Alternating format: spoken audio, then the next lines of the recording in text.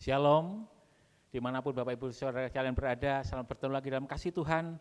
Dan kita percaya bahwa kita semua dalam perlindungan dan pemeliharaan Tuhan. Mari bersama-sama kita mengingat firman Tuhan di dalam Mazmur pasal 23. Tuhan adalah gembalaku, takkan kekurangan aku. Ia membaringkan aku di padang yang berumput hijau. Ia membimbing aku ke air yang tenang. Ia menyegarkan jiwaku. Ia menuntun aku di jalan yang benar oleh karena namanya. Mari Bapak Ibu Saudara sekalian dikasih Tuhan, kita awali ibadah kita dengan doa. Bapa kami yang di surga, kami sungguh mengucapkan syukur kepadamu Tuhan, atas pemeliharaanmu, atas penyertaanmu bagi kehidupan kami. Dan kami sungguh Tuhan saat ini bersuka cita, kami boleh kembali bersekutu untuk memuji muliakan nama-Mu. Meskipun kami berbeda tempat dimanapun kami berada, tapi kami tahu kami menyembah Allah yang sama, yaitu Tuhan Yesus yang berkuasa dalam setiap hati kami. Dan kami mohon pimpinan-Mu dalam ibadah ini dari awal sampai akhirnya dalam pimpinan-Mu saja, yaitu di dalam nama Tuhan Yesus Kristus kami memulai ibadah ini. Haleluya, amin. Mari bersama-sama kita naikkan pujian, Tuhan adalah gembalaku.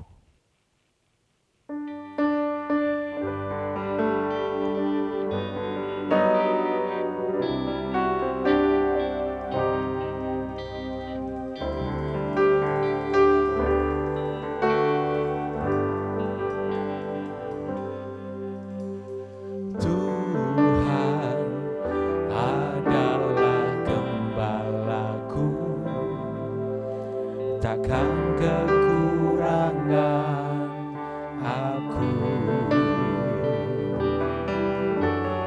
Dia membaringkan aku di padang yang berumput hijau.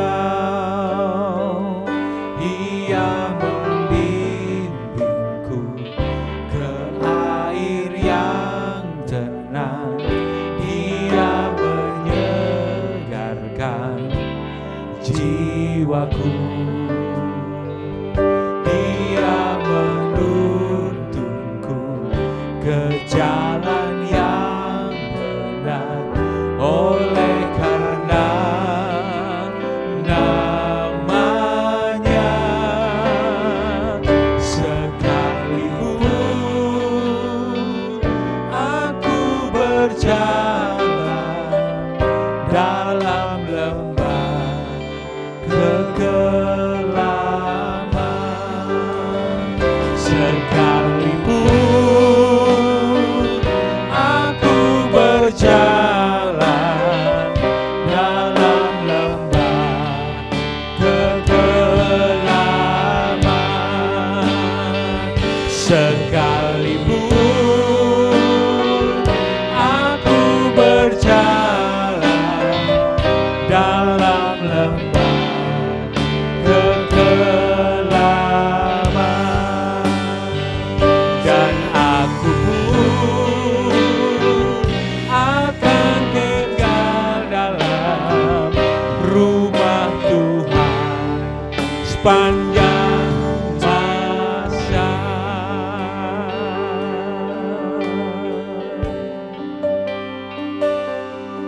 Bapak Ibu Saudara sekalian yang dikasihi Tuhan, pada saat ini kita dalam hadirat Tuhan. Mari bersama-sama kita mengoreksi setiap kehidupan kita. Mari kita mengingat firman Tuhan di dalam 1 Yohanes 1 ayat 8-9 di dalam bahasa Indonesia masa kini. Kalau kita berkata bahwa kita tidak berdosa, kita menipu diri sendiri dan Allah tidak berada dalam hati kita. Tetapi kalau kita mengakui dosa-dosa kita kepada Allah, Ia akan menepati janjinya dan melakukan apa yang adil. Ia akan mengampuni dosa-dosa kita dan membersihkan kita dari segala perbuatan kita yang salah. Bapak Ibu Saudara sekalian, mari saat ini kita persiapkan hati kita, kita koreksi hati kita, kita naikkan pujian, sujud di altarnya. Biarlah pujian ini menjadi pengantar kita menaikkan doa mohon ampun di hadapan-Nya.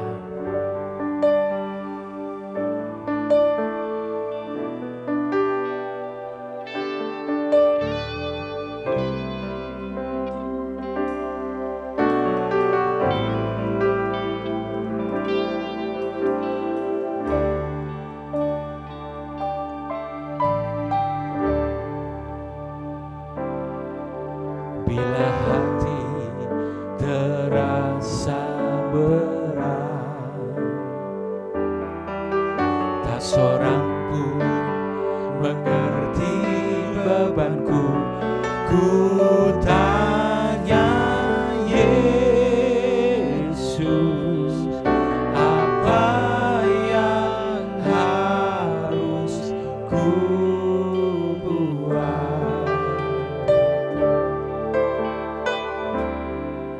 Dia berfirman, mari datanglah. Dia selalu pedulikan aku. Ku datang Yesus, Dia pikul segala bebanku. Sujud di altarnya, ku bawa hidupku. Ku terima anugerahnya, Dia ampuniku dan bebaskanku. Dia ubah hidupku, barui hatiku. Sesuatu terjadi saat datang di altarnya. Sesuatu terjadi, mujizat terjadi, pemulihan terjadi saat datang di altarnya. Kami segenap umat-Mu Tuhan, pada saat ini kami mengakui kesalahan kami Tuhan. Seringkali kami jatuh Tuhan ke dalam dosa maupun kehidupan lama kami. Dalam usaha kami untuk berbuat baik Tuhan, dalam pikiran kami, dalam perkataan kami, dalam perbuatan kami Tuhan, kami seringkali jatuh. Bahkan kami menuruti hawa nafsu kami menuruti kehidupan kami yang lama Tuhan. Ampuni kami Tuhan. Saat ini kami mohon ampun di hadapan-Mu Tuhan. Kami manusia berdosa Tuhan. Haleluya. Dan kami mohonkan Tuhan ampunan daripada Engkau Tuhan. Dan kami percaya janji-Mu dalam firman-Mu Tuhan. Engkau berikan hati yang baru. Engkau mengampuni dosa-dosa kami. Engkau berikan hati yang baru, damai yang baru dalam kehidupan kami. Mari Bapak Ibu Saudara sekalian dikasih Tuhan, kita satukan doa kita di dalam doa yang diajarkan Tuhan kita. Doa Bapa kami.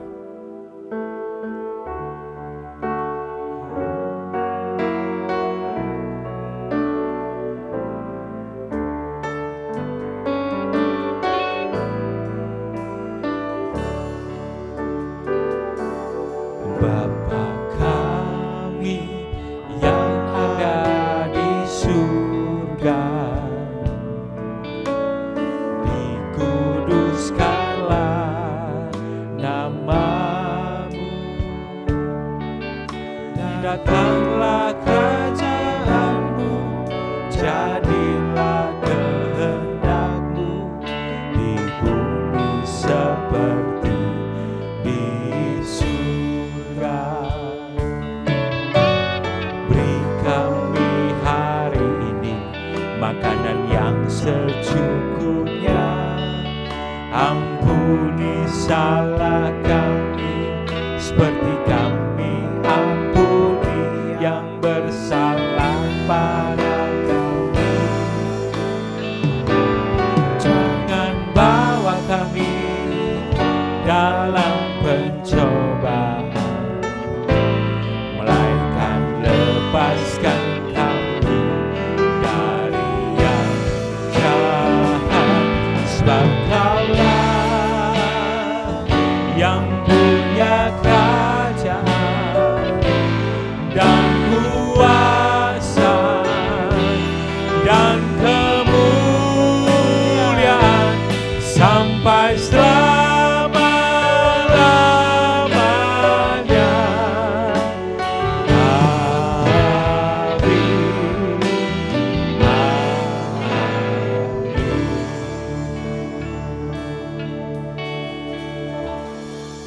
Terpuji nama Tuhan.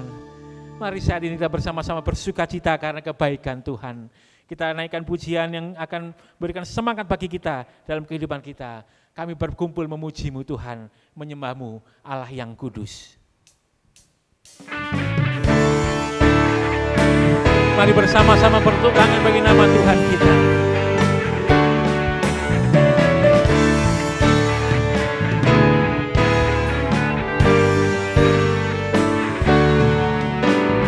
Berkumpul memuji-Mu, menyembah-Mu yang kudus. Kami berkumpul memuji-Mu, menyembah-Mu yang kudus.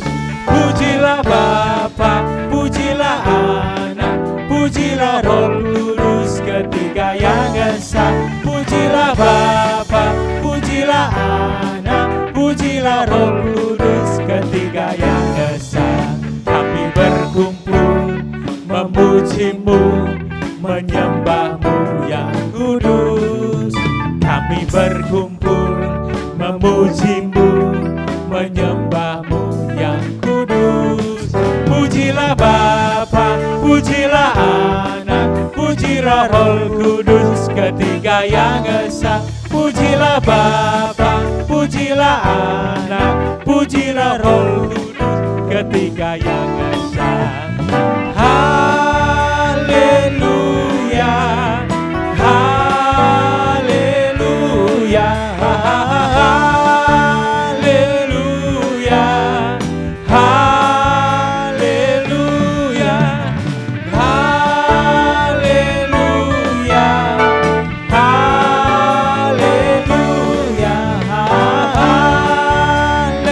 haleluya, haleluya.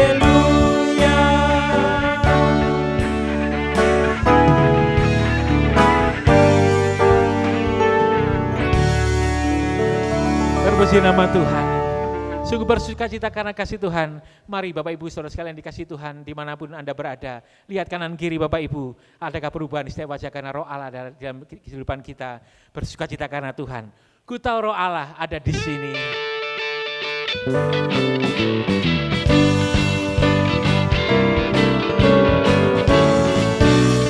Bersuka cita karena Tuhan kita. Ku tahu roh Allah ada di sini. Ku lihat perubahan dalam setiap wajah. Bila kuasa surga turun, sesuatu pasti terjadi karena roh Allah ada di sini. Roh Allah ada di sini. Di tempat kita masing-masing. Ku lihat perubahan dalam setiap wajah karena Tuhan kita. Bila kuasa surga turun, sesuatu pasti terjadi karena roh Allah ada di sini. Bila kuasa surga turun, sesuatu pasti terjadi karena roh Allah ada di sini. Bila kuasa surga turun, sesuatu pasti terjadi karena roh Allah ada di sini.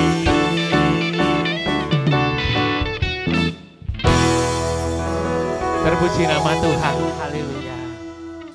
Bapak Ibu saudara sekalian dikasihi Tuhan, saat ini kita akan mendengarkan firman Tuhan yang akan menguatkan hati kita. Bersama-sama kita mendengar kehendak Tuhan dibagikan bagi kita. Dan biarlah kita menuruti kehendak-Nya, berjalan di dalam terang-Nya. Bapa Surgawi, ajarku mengenal Engkau Tuhan.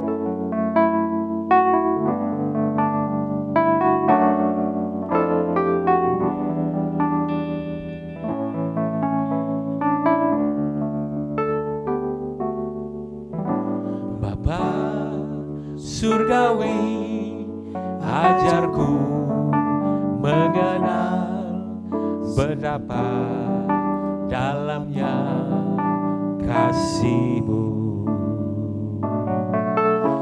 Bapa surgawi, buatku mengerti betapa kasih-Mu padaku. Semua yang terjadi di dalam hidupku, ajarku menyadari Kau selalu sertaku. Beri hatiku selalu bersyukur padamu, karena rencana-Mu indah bagiku.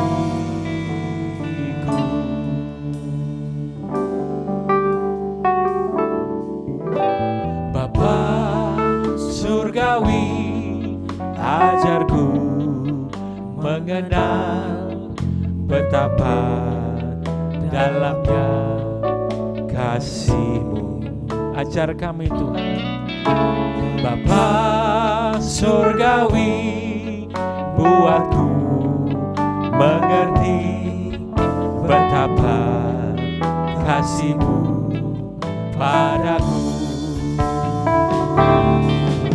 Semua yang terjadi di dalam hidupku, ajarku menyadari Kau selalu sertaku.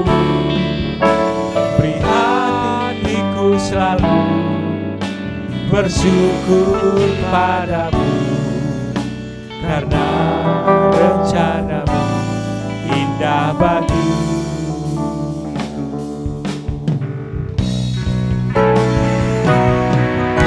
Semua yang terjadi di dalam hidupku, ajarku menyadari Kau selalu sertaku. Beri hatiku selalu bersyukur padamu, karena rencana-Mu indah bagiku.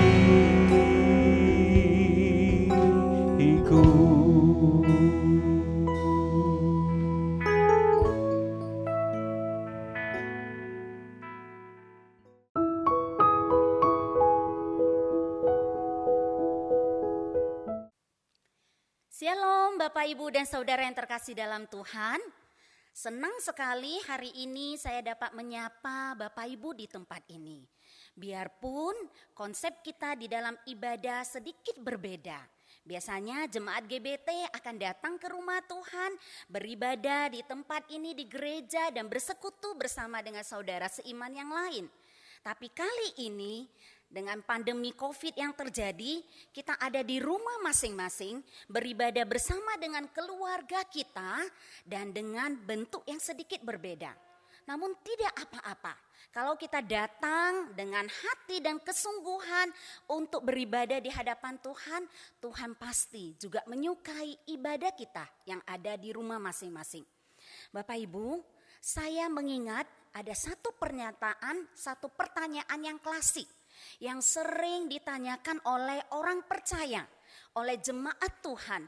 Bahkan mungkin itu menjadi pertanyaan kita sampai dengan saat ini. Pertanyaannya adalah, mengapa Tuhan tidak menjawab doa? Pada saat saya besuk jemaat atau ketika ada jemaat yang datang untuk men-sharingkan pergumulannya, bahkan terkadang di dalam ruang konseling ada jemaat yang bertanya, mengapa Tuhan tidak menjawab doa? Mereka berkata, saya sudah berdoa bertahun-tahun, tapi Tuhan tidak menjawab doa. Bagi mereka menjawab doa di sini adalah Tuhan mengabulkan apa yang mereka inginkan. Itu yang mereka mau. Jadi ketika Tuhan mengabulkan apa yang mereka minta kepada Tuhan, barulah dikatakan doa mereka dijawab sama Tuhan. Bapak Ibu, hari ini melalui seorang perempuan, seorang wanita di kitab Perjanjian Lama yang juga terus bergumul dan berdoa sekian lama di hadapan Tuhan. Lewat Hana dan doanya kita akan belajar apa kebenaran yang akan dinyatakan melalui kisah 1 Samuel nanti. Namun sebelumnya saya ingin mengajak kita untuk sama-sama berdoa dulu di hadapan Tuhan. Dan kita mempersiapkan hati kita untuk mendalami kebenaran firman Tuhan ini.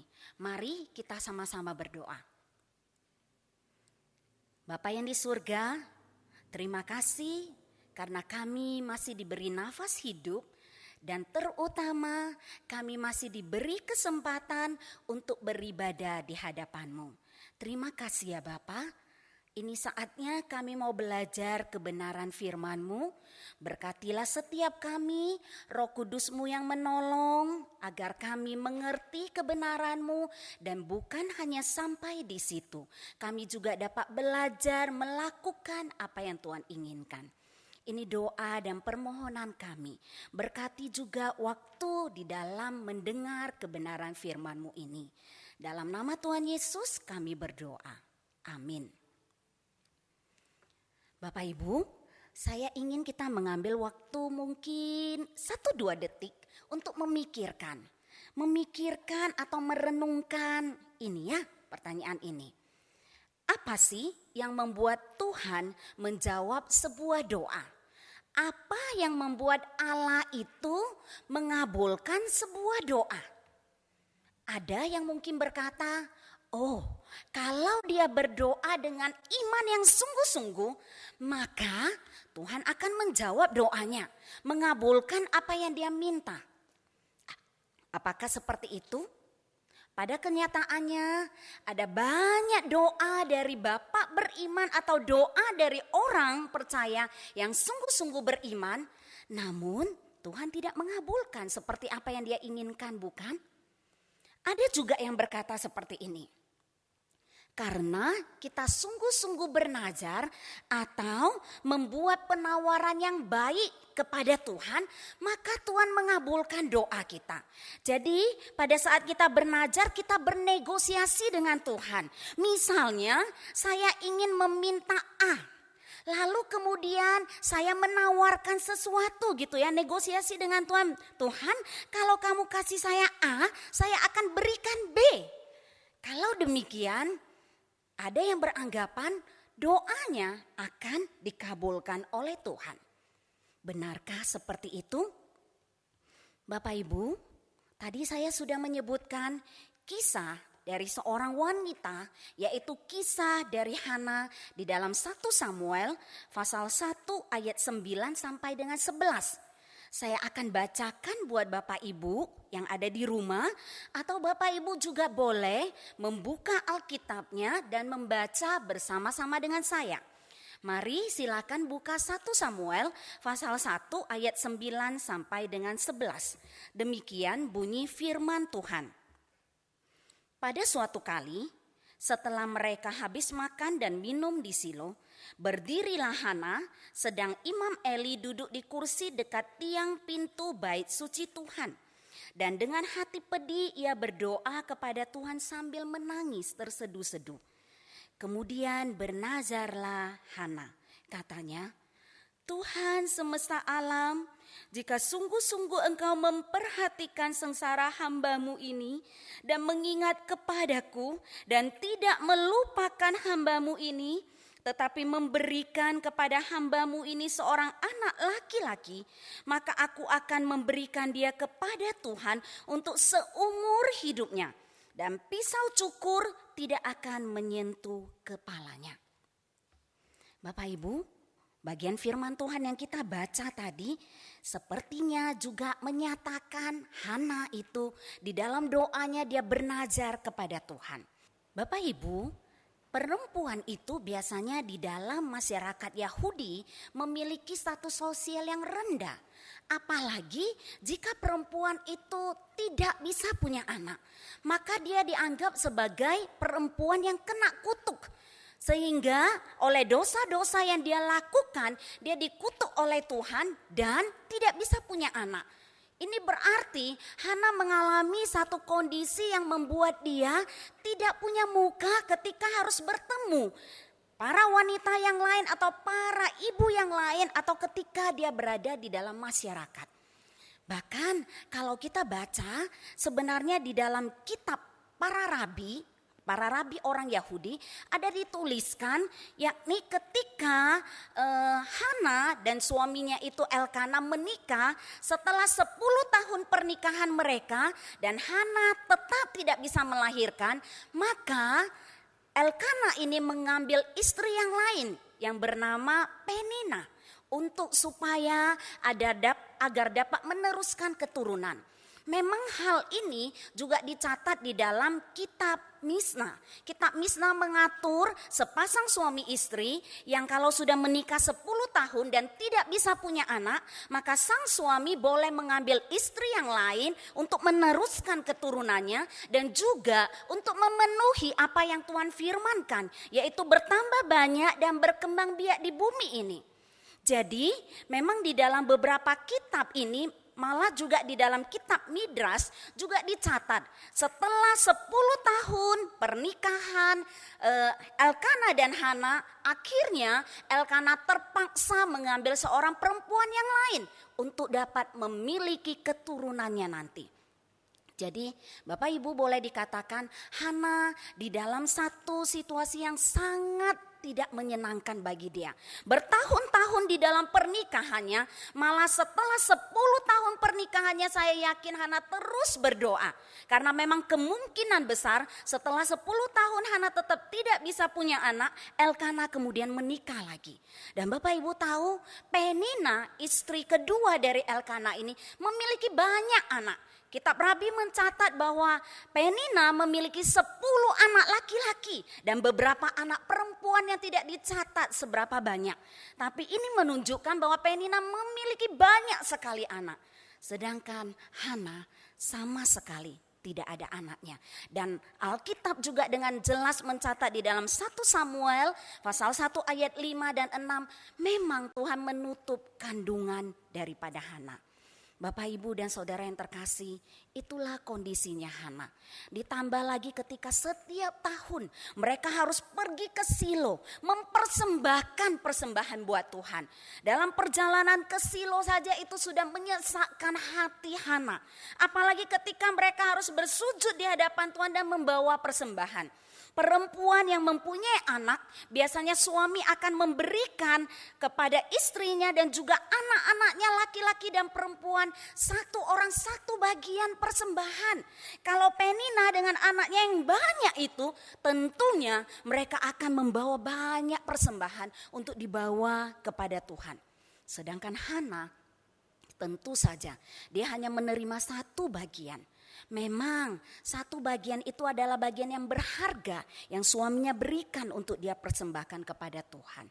Namun tentu saja Hana juga merindukan bisa membawa bagian yang lebih untuk dipersembahkan kepada Tuhan. Belum lagi ditambah jika ada tatapan yang sedikit menyindir dari Penina kepada Hana, atau juga mungkin 1-2 kata cemoohan itu bisa sangat menyakitkan hati Hana. Bapak, Ibu, dan saudara yang terkasih, suatu saat ketika kembali mereka beribadah di hadapan Tuhan, lalu saat itu Hana sudah tidak tahan dan dia begitu sedih. Dia menangis di hadapan Tuhan dan kemudian dia tidak mau makan. Saat itu suaminya berkata, ini tercatat di dalam 1 Samuel pasal 1 ayat 8. Saya akan bacakan apa yang dikatakan oleh suaminya ini. Waktu suaminya melihat Hana menangis dan tidak mau makan, suaminya berkata seperti ini. Mengapa hatimu sedih? Lalu Elkana suaminya berkata kepadanya, Hana, mengapa engkau menangis dan mengapa engkau tidak mau makan? Mengapa hatimu sedih? Bukankah aku lebih berharga bagimu daripada 10 anak laki-laki? Bukankah aku lebih berharga bagimu daripada 10 anak laki-laki. Bapak Ibu, sebenarnya Elkana ini mau berkata kepada Hana seperti ini. Hana, istriku yang aku cintai, kamu selama ini mencari harga dirimu dari anak yang kamu tidak punya. Tidak heran kamu merasa begitu sedih. Bukankah lebih baik kamu mencari harga dirimu dari seorang suami yang kamu memang punya dan mencintai kamu? Bapak Ibu, memang bukankah kita suka bersedih untuk apa yang tidak kita miliki? Sampai-sampai kita lupa melihat apa yang masih ada pada kita. Bukankah hal ini sering terjadi? Itu juga yang dialami oleh Hana. Hana begitu bersedih untuk apa yang dia tidak miliki, yaitu anak, sampai-sampai dia tidak bisa lagi melihat ada suaminya yang begitu mengasihinya dan tidak meremehkan atau merendahkan dia, biarpun dia tidak punya anak. Bapak Ibu, perkataan dari sang suami ini menjadi satu perkataan yang direnungkan oleh Hana. Kalau kita lihat ayat selanjutnya, yaitu di ayat 9. Setelah apa yang Elkana katakan kepada istrinya, bukankah aku lebih berharga daripada 10 anak laki-laki? Yang artinya, lihat aku yang kamu punya dan mengasihi kamu. Lalu di ayat ke-9 Alkitab berkata, pada suatu kali setelah mereka habis makan dan minum di Silo, berdirilah Hana sedang Imam Eli duduk di kursi dekat tiang pintu bait suci. Dalam Alkitab bahasa Indonesia dicatat pada suatu kali. Sepertinya di ayat 8 dengan 9 itu berada dalam situasi dan kondisi yang berbeda. Jadi ketika Elkana sudah berkata demikian kepada Hana, lalu mungkin beberapa saat kemudian pada suatu hari baru terjadi seperti yang di ayat 9. Namun Bapak Ibu, kalau kita perhatikan di dalam bahasa aslinya ya, yang sama dengan beberapa terjemahan di dalam King James Version atau juga diterjemahkan dalam Alkitab Mandarin, itu bagi saya lebih tepat. Karena terjemahannya di ayat 9 harusnya, so Hannah rose up after they had finished eating and drinking in Silo. So, jadi dipakai kata maka gitu ya. Jadi setelah ayat 8 apa yang dikatakan oleh Elkana kepada Hana, lalu ayat 9 itu adalah satu tindakan selanjutnya. So, maka Hana, apa yang dilakukan Hana? Maka Hana rose up, yaitu Hana bangkit ya. Alkitab bahasa Indonesia menerjemahkan dengan berdiri, tapi harusnya lebih tepat bangkit. Bangkit itu menunjukkan ada satu tindakan, ada satu turning point, titik yang berbeda. Jadi ketika Hana mendengar apa yang suaminya katakan, dia renungkan itu di dalam hatinya dan kemudian ada satu langkah yang berbeda. Yaitu Hana melakukan satu tindakan yang berbeda. Dia berdiri, lalu apa yang dia lakukan? Dia menuju ke bait Allah dan di sanalah kita membaca doa dia yang selanjutnya. Bapak, Ibu, dan Saudara yang terkasih dalam Tuhan, memang selanjutnya yang kita baca adalah nazarnya daripada Hana. Di dalam ayat 11 ini, ayat 11 dikatakan kemudian bernazarlah ia, yaitu Hana ya. Setelah dia bangkit mengambil satu tindakan, lalu dia bernazar di hadapan Tuhan. Katanya apa? Tuhan semesta alam, jika sungguh-sungguh engkau memperhatikan sengsara hambamu ini dan mengingat kepadaku dan tidak melupakan hambamu ini, tetapi memberikan kepada hambamu ini seorang anak laki-laki, maka aku akan memberikan dia kepada Tuhan untuk seumur hidupnya dan pisau cukur tidak akan menyentuh kepalanya. Bapak Ibu, bukankah kisah selanjutnya kita membaca memang Tuhan mengabulkan doanya Hana dan memberikan dia seorang anak laki-laki yang bernama Samuel? Kalau demikian, apakah memang Tuhan menjawab doanya Hana ini karena Hana sungguh-sungguh bernazar atau membuat penawaran yang baik bagi Tuhan? Apakah memang Tuhan mengabulkan doa Hana karena Hana bernegosiasi, dia menawarkan, Tuhan kalau kamu kasih anak-anakku ini aku persembahkan kepadamu. Apakah seperti itu? Bapak Ibu, menurut saya bukan itu yang terjadi. Namun Tuhan menjawab doa dan Tuhan mengabulkan doa Hana sebenarnya terletak pada kebenaran ini. Yaitu pada saat fokus doa itu berubah. Pada saat fokus doa Hana itu berubah, maka Hana mendapatkan jawaban doanya dari Tuhan. Apa sih artinya ini? Saya kembali mengajak kita untuk melihat ayat 11 yang tadi Bapak Ibu. Kembali kita membuka ayat 11 yang tadi saya bacakan. Memang di ayat ini Hana datang ke hadapan Tuhan dan dia bernazar di hadapan Tuhan. Bapak Ibu, apa yang Hana minta? Pertama, Hana memang minta seorang anak laki-laki. Tapi anak laki-laki yang dia minta ini, dulunya Hana pingin seorang anak untuk apa? Untuk mengangkat harga dirinya. Untuk membuat dia tidak malu ketika dia berada bersama dengan ibu-ibu yang lain. Untuk membuat Hana memiliki muka ketika mungkin dia berhadapan dengan madunya Penina ini. Dulu itu yang Hana inginkan. Tapi ketika dia meminta seorang anak laki-laki, kemudian dia melanjutkan dengan perkataannya, dia akan memberikan anak ini kepada Tuhan. Artinya sebenarnya dia minta sesuatu kepada Tuhan dengan tujuan apa? Fokusnya bukan lagi untuk kepentingannya. Karena anak ini dia akan berikan kepada Tuhan. Kalau untuk kepentingannya, bukankah Hana boleh doa, Tuhan berikan pada saya 2 anak laki-laki. Satunya saya akan persembahkan untuk Tuhan, tapi satunya untuk menemani aku. Di sini tidak seperti itu. Di sini Hana hanya meminta 1 anak laki-laki dan kemudian dia mengatakan anak ini akan dia berikan untuk Tuhan dan untuk pelayanan Tuhan seumur hidupnya. Bahkan bukan hanya di bagian itu ya saya anggap fokus doa Hana sudah berubah. Namun kalau kita baca lebih jauh lagi, Bapak Ibu, kalau kita baca lebih jauh lagi, maka kita akan menemukan sesuatu yang lain. Yaitu kalau kita membacakan di dalam ayat yang ke-18. Bapak Ibu, di ayat ke-18 kita dapat membaca Alkitab mencatat, lalu keluarlah perempuan itu, ia mau makan lagi dan mukanya tidak muram lagi. Nah Bapak Ibu, ini memang ayat 18 itu terjadi setelah Hana sempat berbicara dengan Imam Eli. Memang awalnya Imam Eli berpikir Hana ini mabuk karena mulutnya terus berkomat kamit. Namun Hana mengatakan dia mencurahkan isi hatinya di hadapan Tuhan. Lalu ditutup dengan ayat terakhir. Lalu keluarlah perempuan itu, ia mau makan dan mukanya tidak muram lagi.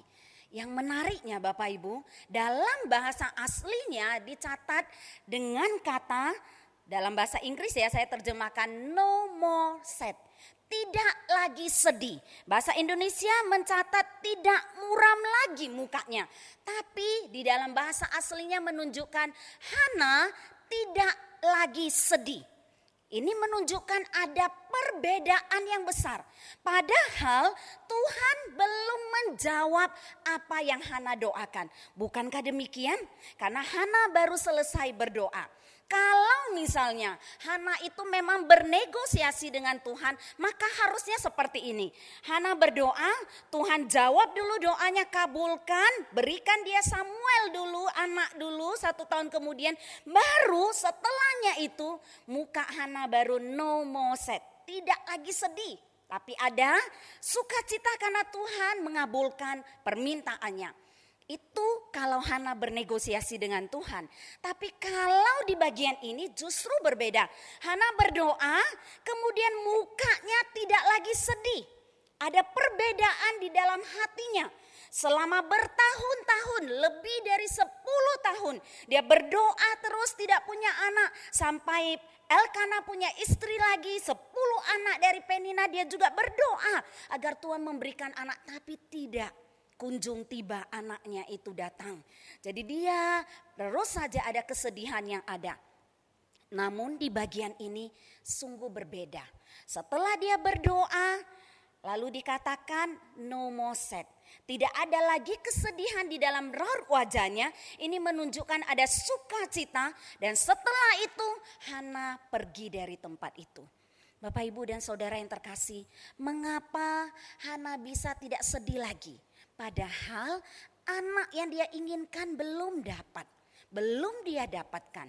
Jawabannya adalah karena fokus doa Hana sudah berubah. Hana bukan lagi fokusnya pada dirinya.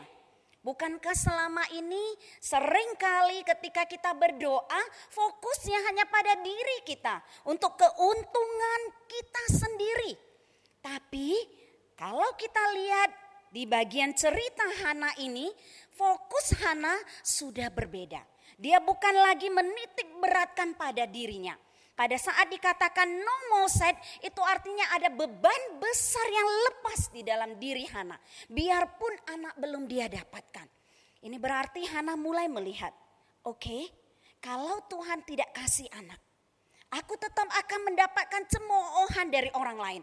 Penina tetap akan menertawakan, akan menyindir saya dan lain-lain.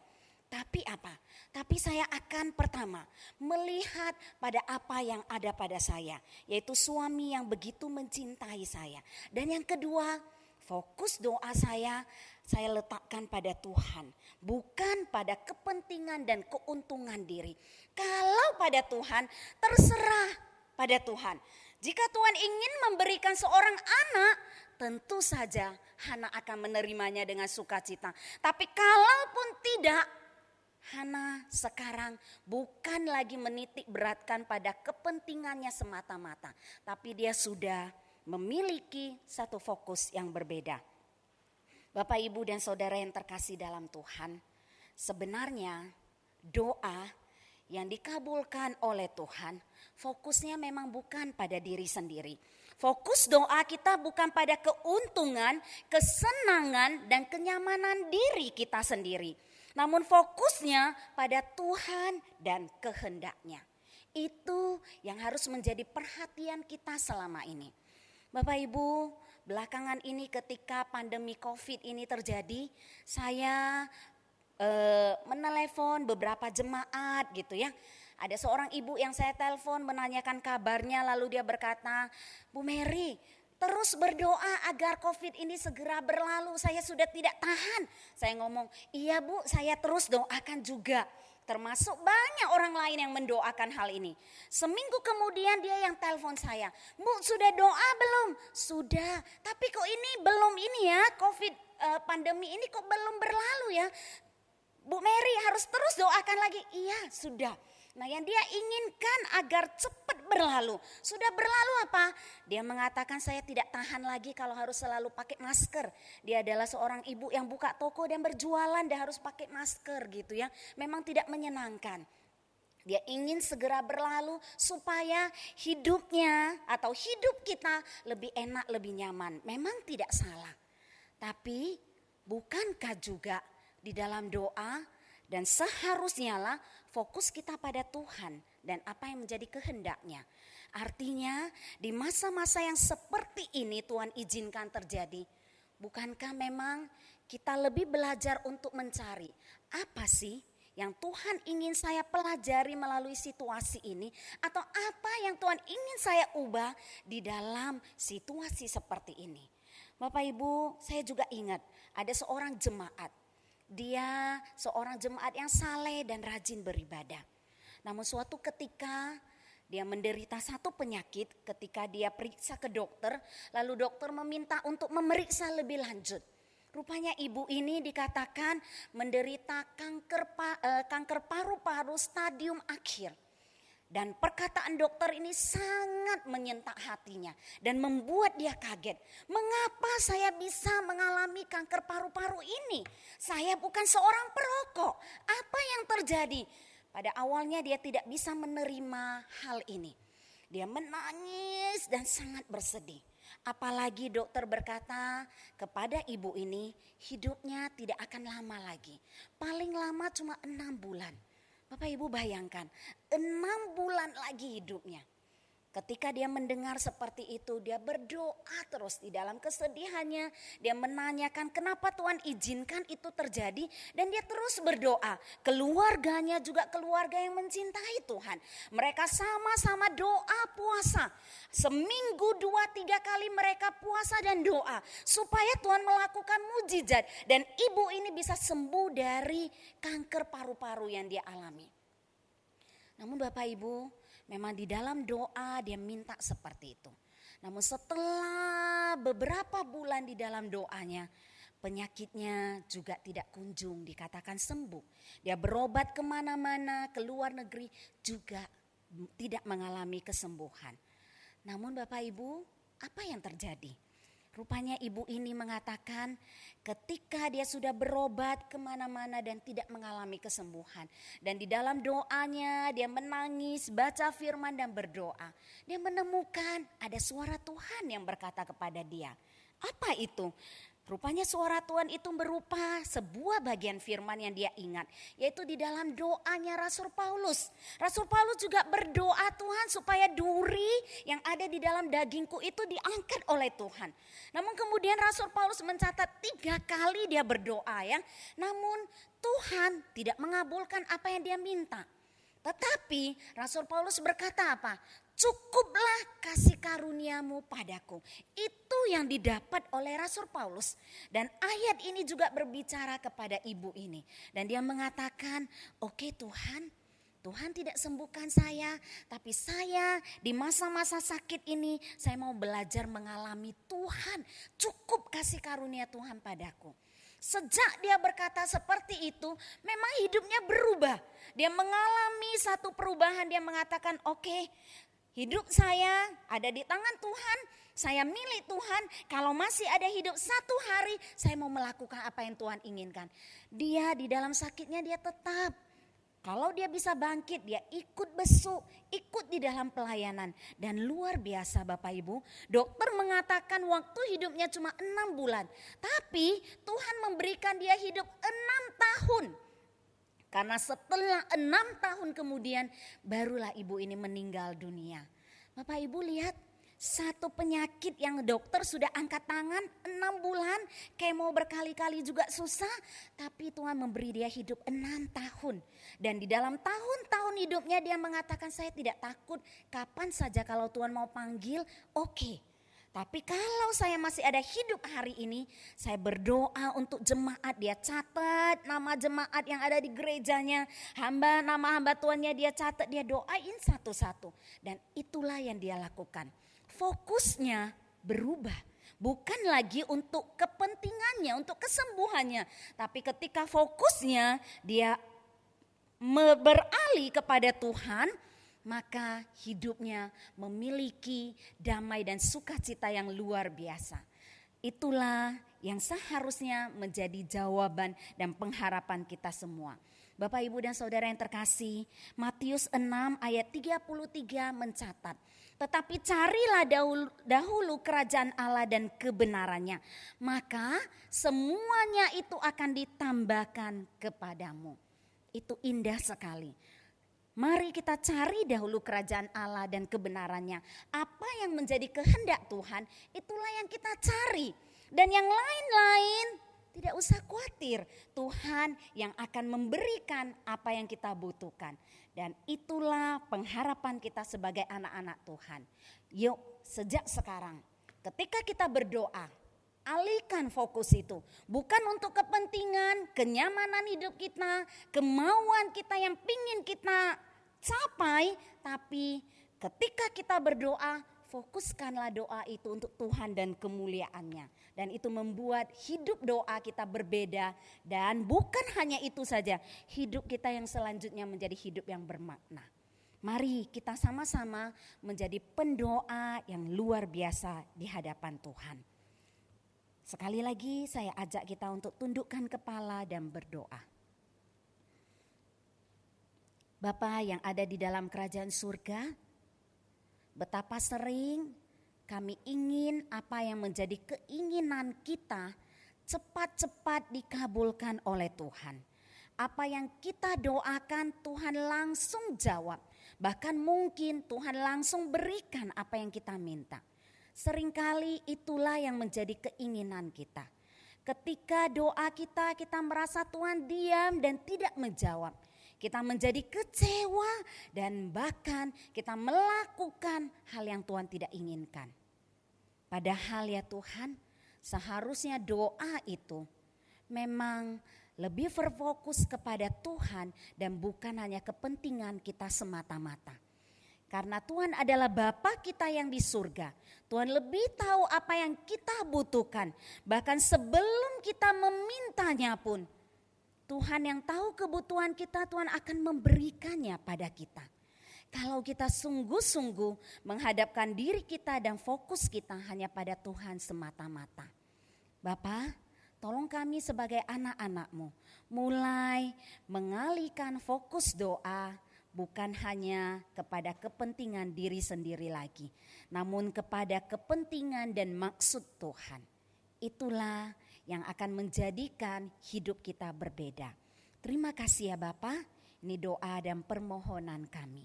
Dalam nama Tuhan Yesus kami berdoa. Amin. Bersyukur kepada Tuhan. Mari naikkan pujian, lebih dekat padamu saja Tuhan.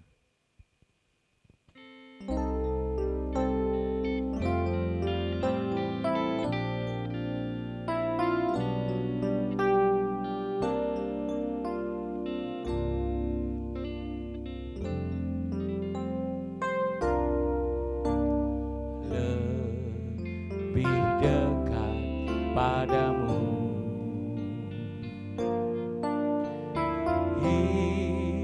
itulah mohonanku. Tiap hari sertamu, oh Tuhan, tolong padaku.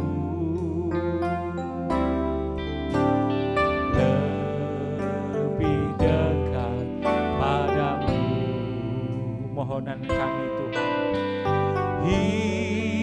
itulah mohonanku. Tiap hari sertamu, oh Tuhan, tolong padaku.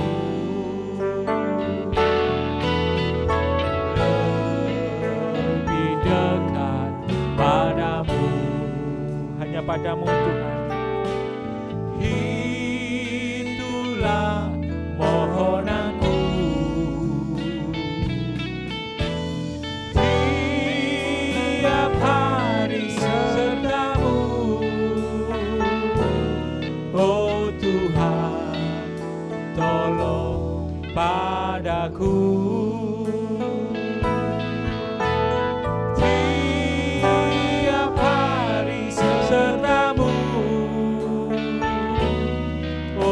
Tuhan, tolong padaku.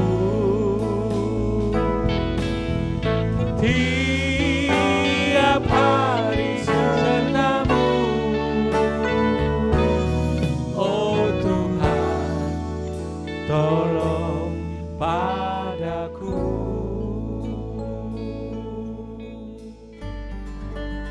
Pengumuman GBT Kristus Pelepas Malang. Dalam upaya mencegah penyebaran COVID-19, ibadah umum minggu baik pagi ataupun sore, juga ibadah doa Philadelphia setiap Rabu pukul 7 malam akan dilayani secara online.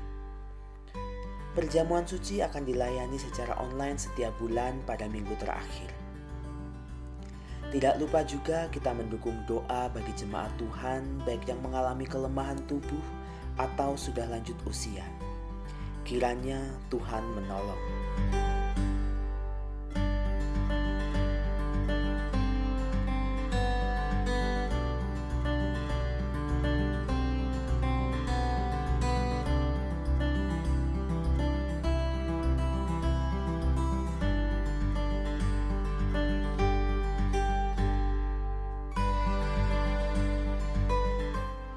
Bagi yang berkenan memberikan persembahan untuk mendukung pelayanan kepada Tuhan dan sesama, dapat diberikan melalui sistem online dengan cara transfer ke rekening BCA di nomor 011-325-4090 atas nama Yayasan Kristus Pelepas, atau di rekening BRI di nomor 0344 01 001 356 567 atas nama Yayasan Kristus Pelepas. Bagi jemaat Tuhan yang tidak dapat melakukan transfer, persembahan bisa dikumpulkan di rumah dalam amplop persembahan dan diserahkan ke gereja pada kesempatan mendatang. Demikian pengumuman GBT Kristus Pelepas Malang sepekan mendatang. Marilah kita berdoa.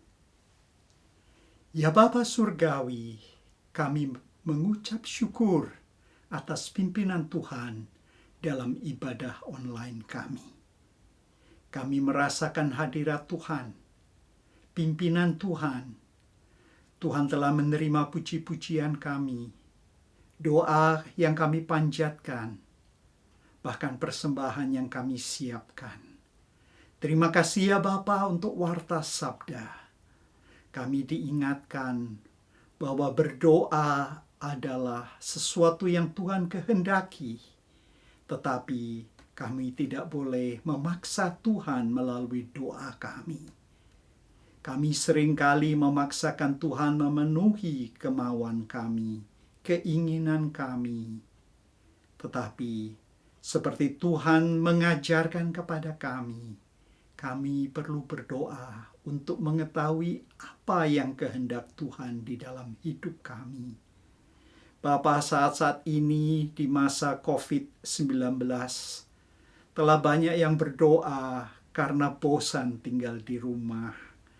Karena sudah sekian lama tidak dapat berhimpun beribadah bersama-sama.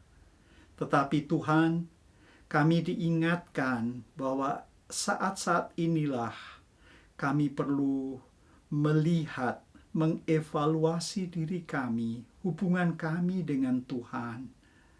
Bahwa di dalam saat-saat kami berada di rumah kami masing-masing, baik bekerja, maupun belajar, maupun beribadah, sekali-kali lagi kami diingatkan bahwa bersekutu dengan sesama anak Tuhan, walaupun tidak kasat mata, walaupun tidak tampak secara fisik, tetapi kami diikat, kami dipersatukan, karena di dalam doa kami bersatu satu sama yang lain.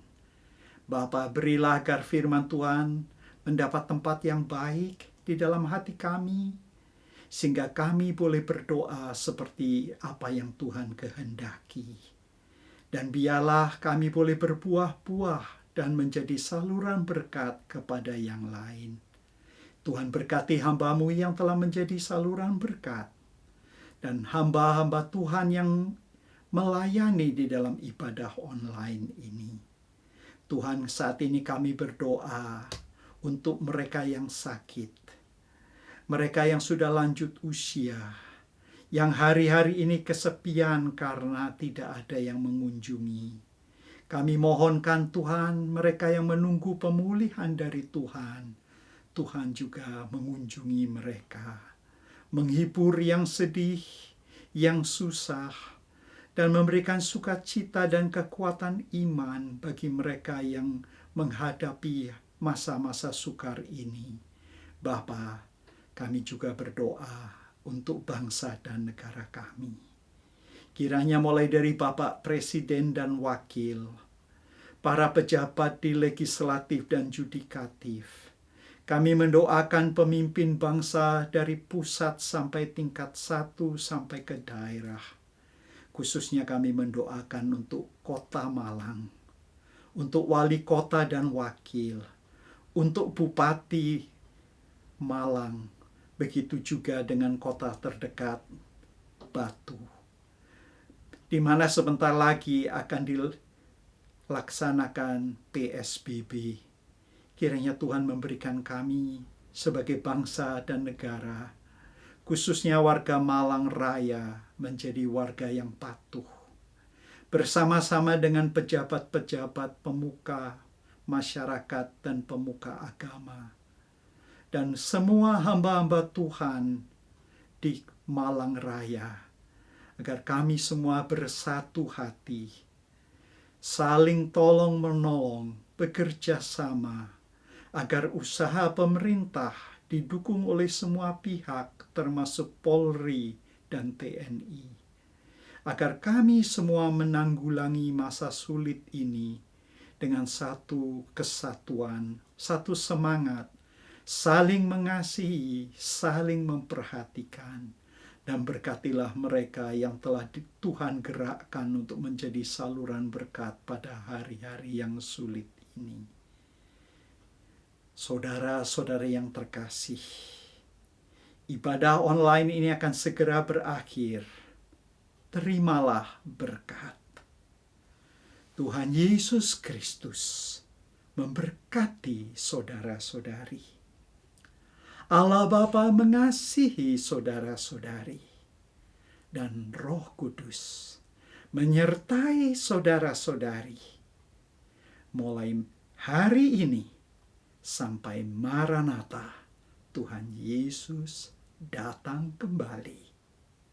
Amin.